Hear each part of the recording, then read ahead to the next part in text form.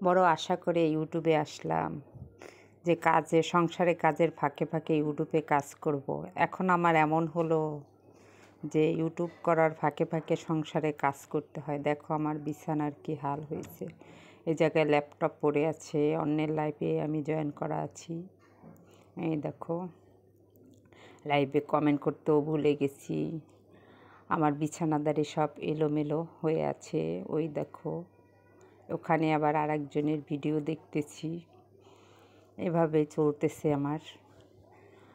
আসসালামু আলাইকুম বন্ধুরা, কেমন আছো সবাই? আই হোপ সবাই ভালো আছো। আমিও তোমাদের দোয়ার ভালোবাসায় ভালো আছি। দেখো শীত চলে আসছে কিন্তু গরমের ফ্যান এখনও তুলতে পারিনি।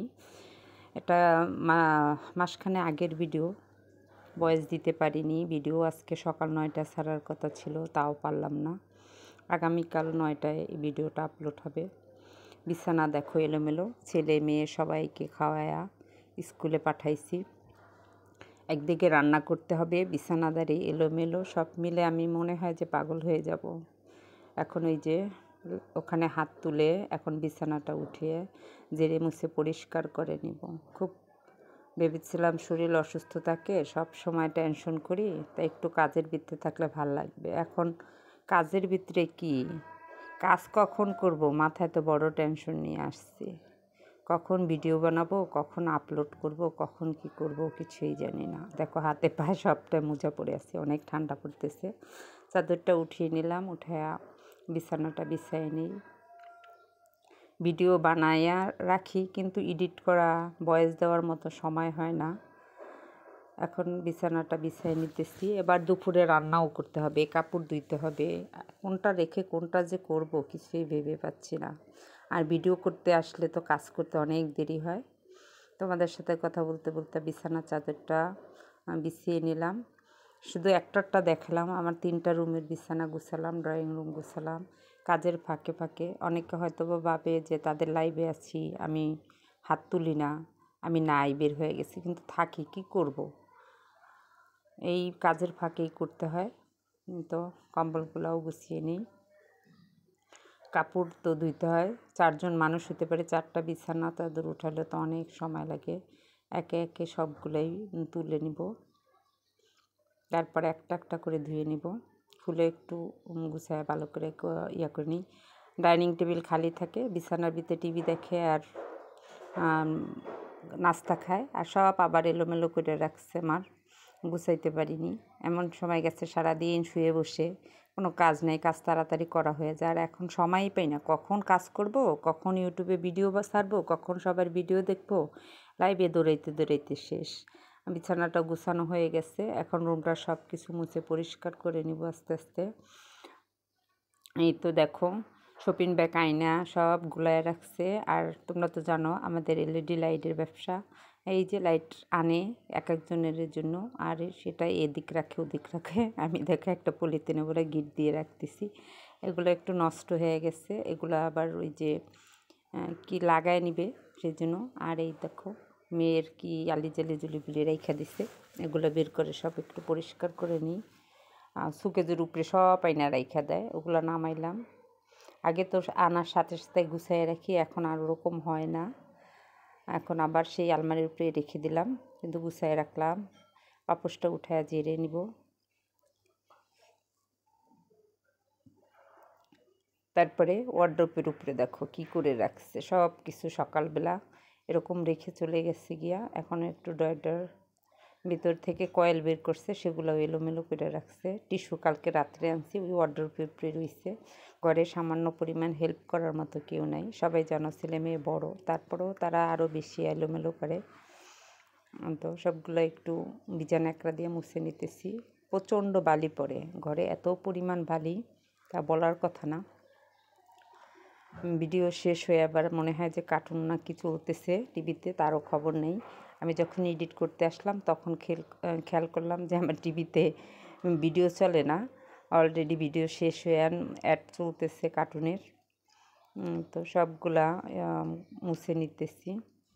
আর হাতে নিয়ে করতে লাগছিলাম, মোবাইলটা কোথায় রাখবো, মানে হাতে নিয়ে ভিডিওটা করতেছি, এই জন্য নড়তেছে। আর এই ওয়ার্ড্রোবটার বয়সটা কিন্তু অনেক 2011 সালে এই ওয়ার্ড্রোবটা প্রথম আরএফএলে যখন বানাইছে তখন ওর বাবা নিয়ে আসলো, গিফট পেয়েছিল। তখন আরএফএল কোম্পানিতে আমার হাজব্যান্ড চাকরি করে। এই তো আমাদের কোম্পানির হারিকেন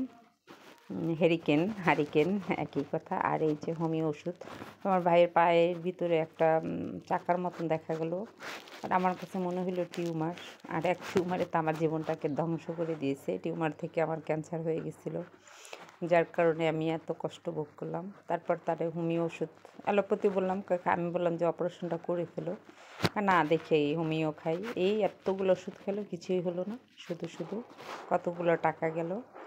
দেখো সবগুলো পরিষ্কার করা মোছা হয়ে গেছে। আর এই তো টিস্যু, আর ওইটা হলো আমার ওষুধের বক্স, ওটার মধ্যে আমার ওষুধ থাকে সব সময়, ওটা ভরাই থাকে বক্স। আমি নিচতে আমার মেয়ে ক্লিপ কিনছে, রাবার কিনছে, এটা ইয়াটা রাইখা দিচ্ছে। এখন ওয়ার্ড্রোবটা মুছে নিতেছি। খয়েরি কালার, ময়লা হইলে প্রচণ্ড দেখা যায়। আর এই দেখো মেয়ের অবস্থা কি করে রাখছে। এটা ছেলের রুম, কাপড় নেয় অর্ধেক থাকে আর অর্ধেককে ইয়া করে রাখে। মানে আমারটা বের হয়ে রয়েছে, ওরকমই চাপ দিয়ে আটকায় দিছে। ছেলেরে বলছিলাম যে কাপড়টা ঢুকায় ইয়া করো, ড্রয়ারটা লাগাই দাও, তা না করে দেখো না কী করেছে, অর্ধেক বের করে রেখেছে। ড্রয়ারটা খোলাই রয়ে গেছে গিয়া। এখন সবগুলো আবার মুছে পরিষ্কার করে ড্রয়ারটা আটকায় দিলাম। বারান্দায় অনেকগুলো কাপড় রয়েছে, এই দেখো আমি এটা সেলাই করেছি। কেমন হয়েছে বলো? আমার হাতের কাজ করতে খুব ভালো লাগে। আর ইউটিউবিং করতে এসে হাতের কাজ করতে সময়ই পাই না, কখন করবো। এই তো এখন ঘরটা একটু ঝাড় দিয়ে নিব। এত ময়লা বালু হয়েছে, ঘরটা একটু পরিষ্কার করে ঝাড় দিয়ে নিই। চিপা চাপা অনেক ময়লা থাকে। হাতে ক্যামেরা নিয়ে ঝাড় দিতেছি, এই জন্য ভিডিওটা নড়তেছে। দেখো ডানে বামে এই কুজো বুড়োর মতন ভিডিওটা নড়তেছে।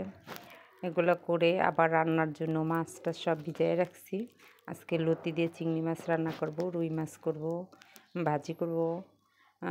রান্নাটা তোমাদের সাথে শেয়ার করবো না, কি কি রান্না করেছি সেটা দেখাবো মানে, কারণ ভিডিওটা বড় হয়ে যাবে। আর আরও অনেক কাজ আছে, কখন ভিডিও বানাবো। ওইদিকে মাঝে মাঝে সবাই লাইভে। এই দেখো এক বালতি কাপড়, এগুলো এখন সব ভিজাবো, রাইখা দিচ্ছে। আর এই যে এর ভিতরেও আমার ছেলের অনেক কাপড় জমানো আছে, ওগুলো খুঁজে বের করে নিতে হবে। হ্যাঙ্গারে পুরা কাপড়ে উঁচা, দুই বাবা ছেলের দেখো কি অবস্থা করে রাখছে। আমি দুই সাইডে দুইটা, ওর বাবাকে একটা দিছি দরজার সাথে আর ছেলেকে পাশে দিয়ে দিছি, যে হ্যাঙ্গারে কাপড়গুলো রাখবে। বা কোথায় রাখবো, সামনে রাখলে খারাপ লাগে, দরজার পিছনে থাকে দেখা যায় না। আর সবসময় তো ছেলেদের তো ঘামায় বেশি, আর ও প্রতিদিন বিকালে সাইকেল চালাইতে যায়। এই তো হয়ে গেছে, পাপোশটা এখন বিছাই দিই। তোমাদের সাথে কথা বলতে বলতে কাজ করে নিতেছি। পাপোশটা বিছিয়ে নিলাম। এখন গরম পানি দিয়ে দিছিলাম, গরম পানিটা হয়ে গেছে। এখন এই তো সাবানের গুঁড়োর ভিতরে গরম পানি দিয়ে বিছিয়ে দিলাম। সাবান তাহলে তাড়াতাড়ি সাবানটা গলে যাবে, পানি কিছু পড়েও গেছে। আর আমার এক হাত দিয়ে পাতিলটা উঠাইতে অনেক কষ্ট হয়েছে, কারণ আমার প্রায় দেখো হাতে একটা ব্যান্ডেজ করা থাকে, হাতে অনেক ব্যথা। ডান হাতে গোড়ায় রুটি বাজাইতে গেলে, এটা ছেলের সব দেখো কি অবস্থা। সাদা শার্ট স্কুল ড্রেসের একেবারে ময়লা করে রাখে, প্রতিদিন ধুইতে হয় ওর কাপড়, ধুইতে দিতে আমি ক্লান্ত হয়ে গেছি। ওর কাপড়গুলো ভিজায় রাখবো, রাইখা বারান্দায় অনেক কাপড় শুকায় রয়েছে, ওগুলো নিয়ে আসবো। প্যান্টগুলো দিতেছি, এই যে দিনের ভিতরে 3-4টা মনে করো চেঞ্জ করবে। নামাজে যাবে খুলে যাবে, বাইরে সাইকেল চালাইতে যাবে খুলে যাবে। যে বাথরুমের সামনের পাপোশটা দেখো, মোড়াটায় বৈশাখ ওদিনকে রুটি বানাইতে গেছি আর আমি মোড়াটা ভেঙে পড়ে গেছি। আমার বারান্দার অবস্থা দেখো, কাপড়ে একদম খিজিবিজি হয়ে রয়েছে। আর একটা বারান্দায় 2টা রুম থেকে দরজা, যার কারণে দেখো কি হাতে নিয়ে করতেছি, একটু এলোমেলো হয়ে গেছে। আর দেখো পাশের বাসায় কলা গাছ আছে, অনেকবারই তো তোমাদের দেখালাম। কলার ছড়াটা পাকছে, কাইটে নিচ্ছে কয়দিন আগে। আর 2-3টা কলা গাছ আছে তার। আর আমিও বারান্দায় একটু কিছু গাছ লাগিয়েছিলাম, তো ওরকম হয় না, রৌদ্র তো পড়ে না, রৌদ্র না পড়লে গাছ হয় না কি। আমার গাছ খুব ভালো লাগে। সব কাপড়গুলো নিচে, এই তো আমার সেলাই মেশিন দেখো, আমি সেলাই করতে খুব পছন্দ করি। এই তো দেখো কত কাপড়, এগুলো এখন গুছায় নিব। আর এই জায়গায় একটু পানি পড়ছে, এই জন্য মুছে দিতেছি, আবার গরম মুছছি। সব কাপড়গুলো ভাঁজ করা হয়ে গেছে গিয়া। আর এই যে ফাঁকে ফাঁকে এগুলো ভাঁজ করছি, আবার রান্নাও করছি। কিন্তু আমি তোমাদেরকে বললাম তো আমি রান্না করব। দেখো আজকে কি কি রান্না করলাম সেটা তোমাদের সাথে, এই যে রুই মাছ রান্না করলাম, তারপর ভাজি করলাম, তারপরে আগে ডাল ছিল সেটা গরম করলাম, ভাত রান্না করলাম। দেখো ভাজিটা এখনও গরম, ভাপ উঠতেছে, ঢাকনা দেওয়া। আজকের ভিডিওটা এই পর্যন্তই। তোমরা দেখো কেমন হয়েছে বলো, আর ভিডিওতে লাইক দিও, কমেন্ট করো। আসলে কি করব না করব মাথায় কিছু ধরছে না। ভিডিও করব না লাইভে থাকবো, ওয়াচ টাইম নিয়ে খুব টেনশনে আছি। আমার তো 1 বছর হয়ে যাবে 7 তারিখে ফেব্রুয়ারির। আজকে ওর ভিডিওটা এই পর্যন্তই। সবাই ভালো থেকো, সুস্থ থেকো, নিরাপদে থেকো। আসসালামু আলাইকুম, আল্লাহ হাফেজ।